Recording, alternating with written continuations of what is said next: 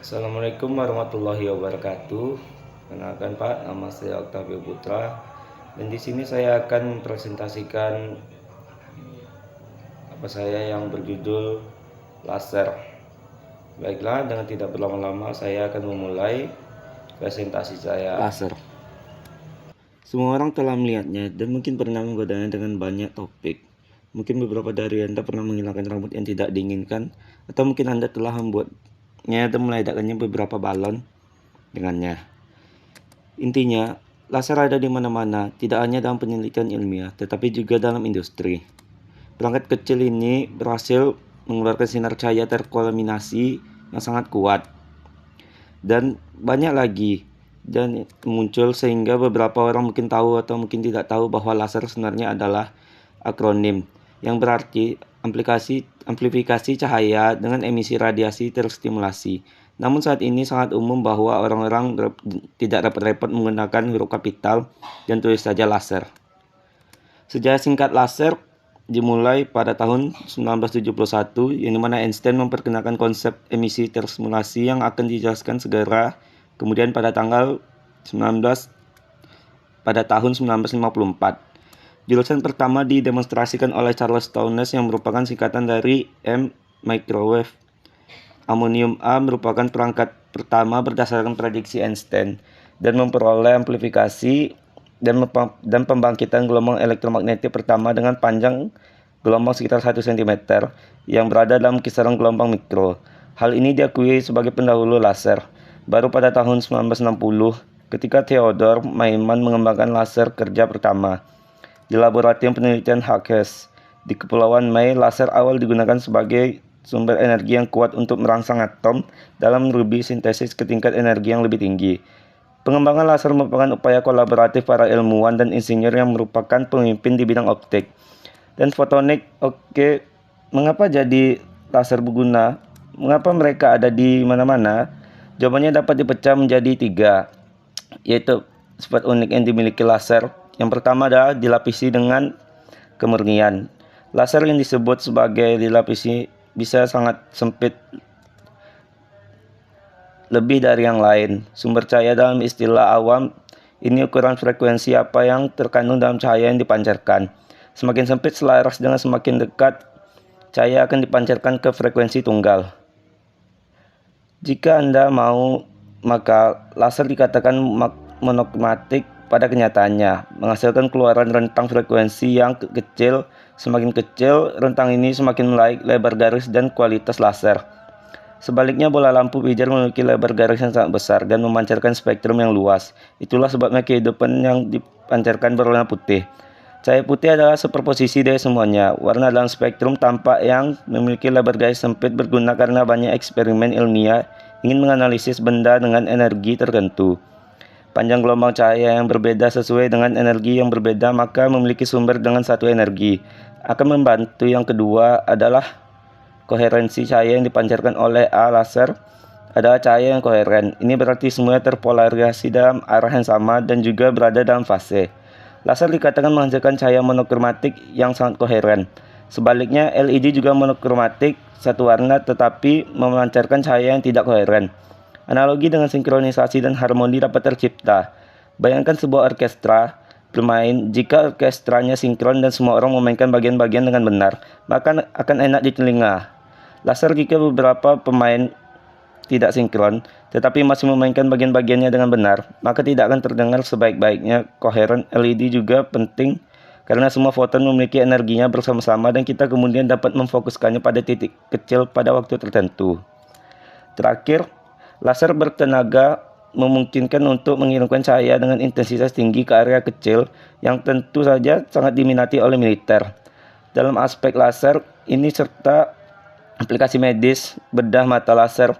Misalnya sekarang mari kita lihat cara kerja laser. Cara kerja laser cukup rumit karena memerlukan pemahaman mekanika kuantum. Ada beberapa kesamaan di balik setiap laser. Bagian pertama dapat dipecah menjadi 3 bagian penting, yaitu simulasi penyerapan, emisi spontan, dan emisi terstimulasi yang merupakan kepanjangan dari bagian SE dari laser. Mari kita lihat konsep pertama, penyerapan terstimulasi. Kita memerlukan inti yang terdiri dari proton dan neutron yang memiliki muatan positif secara keseluruhan, dan sebuah elektron muatan negatif Teresa High si kecil. Sebagian besar buku besar teks menunjukkan bahwa elektron ada dalam keadaan energi di suatu material, tetapi sebenarnya elektron ada dalam awan kepadatan probabilitas di sekitar inti karena mereka memiliki perilaku seperti gelombang dan orbital mewakili jarak-jarak antara. Mungkin ditemukan kita juga gunakan jarak rata-rata ini untuk mendefinisikan orbit dan abaikan distribusi probabilitas untuk kesederhanaan. Kebanyakan elektron selalu ditemukan dalam keadaan energi terendah atau keadaan dasar segala sesuatu di alam. Ingin berbeda di dalam keadaan energi rendah. Karena lebih mudahnya untuk berada pada tingkat ini, dengan kata lain, ia meminimalkan energi. Bayangkan sebuah bola di atas bukit dan betapa mudahnya untuk menggelindingkan ke bawah. Ia ingin menggelinding ke bawah karena keadaan energi lebih rendah. Di dekat inti bumi daripada jauh, dalam hal ini energi potensial, namun elektron dapat terekstasi dengan cara eksternal, seperti kita dapat memberikan gaya pada bola yang digulung dari bawah mendorong kembali ke atas. Cahaya dapat didorong untuk menggairahkan elektron jika foton cahaya yang merupakan satu unit mikro bertemu dengan elektron dalam keadaan energi rendah. Ia dapat mengorbankan dirinya sendiri dan mendorong elektron ke keadaan energi yang lebih tinggi. Foton tersebut dimusnahkan, tetapi energi sekarang dapat menjadi bagian dari elektron terekstasi yang seharusnya dicatat bahwa dalam setiap bahan mempunyai tingkat energi yang berbeda. Dengan kata lain, jika keadaan dasar adalah satu satuan dan tingkat energi berikutnya adalah 5 satuan, maka foton cahaya harus mempunyai tepat 4 satuan energi untuk mengekstasi elektron ke tingkat energi tersebut. Beberapa pun dengan lebih rendah akan tidak cukup, dan apapun yang lebih tinggi tidak akan cukup, serta tidak ada tempat untuk energi ekstra pergi, kecuali terdapat keadaan energi yang lebih tinggi. Jika foton yang datang memiliki energi yang sangat tinggi, elektron akan terionisasi, dan untuk melanjutkan analogi kita, ini akan seperti mencoba mendorong bola ke atas bukit dengan gaya yang tidak cukup. Bola akan menggelinding kembali ke bawah dengan terlalu banyak gaya, dan bola akan menggelinding ke sisi yang lain. Pergi ke dataran tinggi yang lain akan diluncurkan keluar angkasa sejumlah energi yang dibutuhkan untuk menaikkannya ke energi tertentu. Sekali lagi, proses ini disebut penyerapan terstimulasi karena kita menstimulasi elektron dan ia mulai menyerap energi foton. Mekanisme berikutnya kita akan melihat emisi spontannya. Sekarang kita mempunyai elektron yang terekstasi. Apa yang terjadi sekarang? Tingkat energi yang lebih tinggi ini cukup tidak stabil, dan setelahnya dalam waktu yang sangat singkat, sekitar 100 nanodetik, berada di sana, elektron pada akhirnya akan jatuh dalam beberapa perspektif. Cahaya bergerak sekitar 29 meter dalam 100 nanodetik. Ketika jatuh kembali, ia akan melepaskan foton dengan aliran energi yang sama, dengan perbedaan dan tingkat energi semakin tinggi jatuh, semakin tinggi energi fotonnya. Jika nilai energi foton yang dilepaskan berada dalam kisaran yang terlihat, kita akan melihat sebagai warna. Anda mungkin berpikir jika elektron mencapai tingkat energi yang lebih tinggi melalui penyerapan terstimulasi yang disebut sebelumnya, mekanisme mengapa bola jatuh ke bawah dengan baik. Mengacu kembali ke contoh bola, bayangkan bola di atas bukit, tetapi sekarang dengan bagian atasnya tidak memiliki gesekan dan ujung yang tajam. Bola tetap dapat di sana hanya jika bola tersebut seimbang sempurna, tetapi ada gaya kecil di dalamnya. Arah manapun akan menyebabkan mulai menggelindingnya elektron dalam keadaan energi yang lebih tinggi berada dalam situasi yang sama.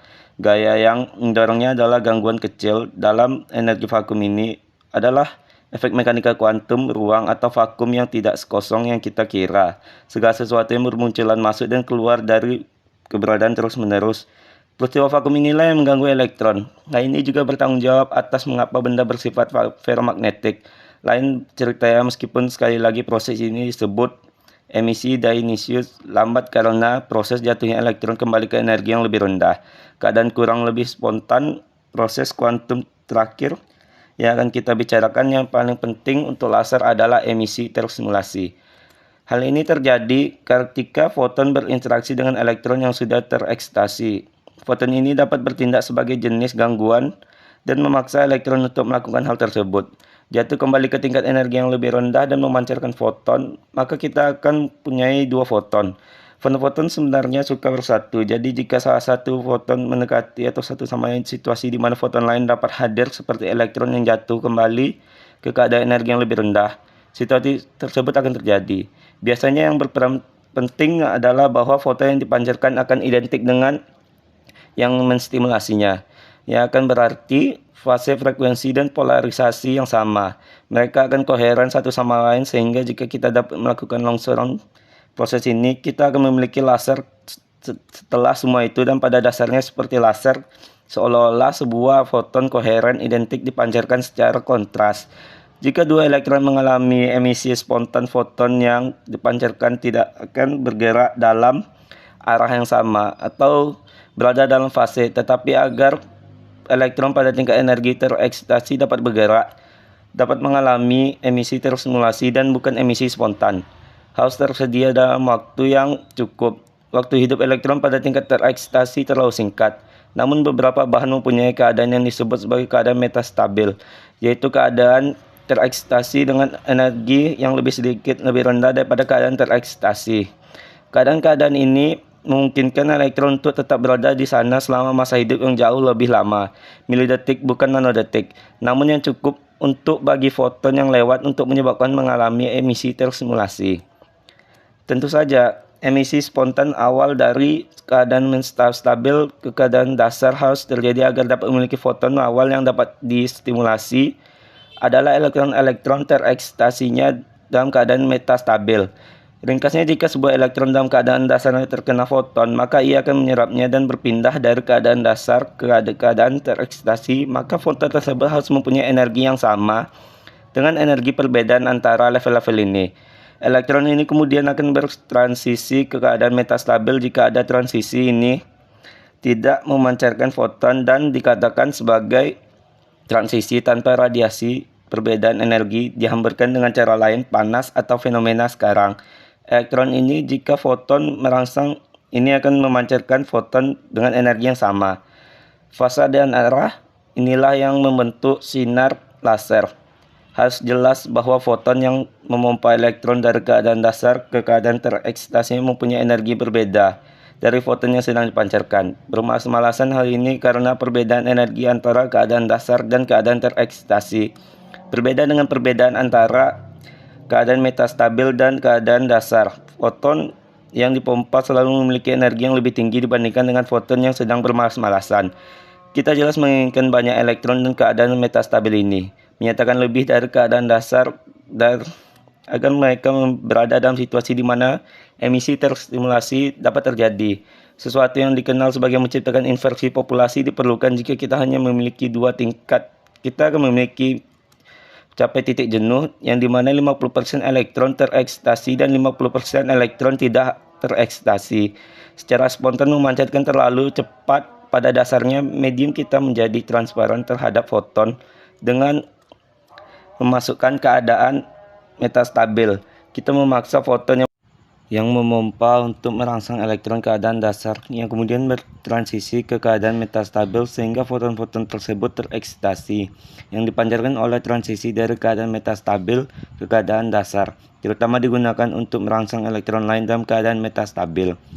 Ada cukup waktu untuk hal ini terjadi ya. Beberapa foton ini akan mengekstasi elektron keadaan dasar langsung ke keadaan metastabil, tetapi foton yang memompa harus juga mayoritas dan ciptakan sesuatu di mana terdapat lebih banyak elektron terekstasi dalam keadaan metastabil daripada elektron keadaan dasar. Inversi populasi dengan cara di atas menggambarkan laser 3 tingkat, laser 4 tingkat, dan ada lebih efisien. Baiklah Pak, yang tadi itu merupakan akhir dari presentasi saya, dan sekian. Mohon maaf jika banyak kesalahan yang saya buat. Terima kasih. Assalamualaikum warahmatullahi wabarakatuh.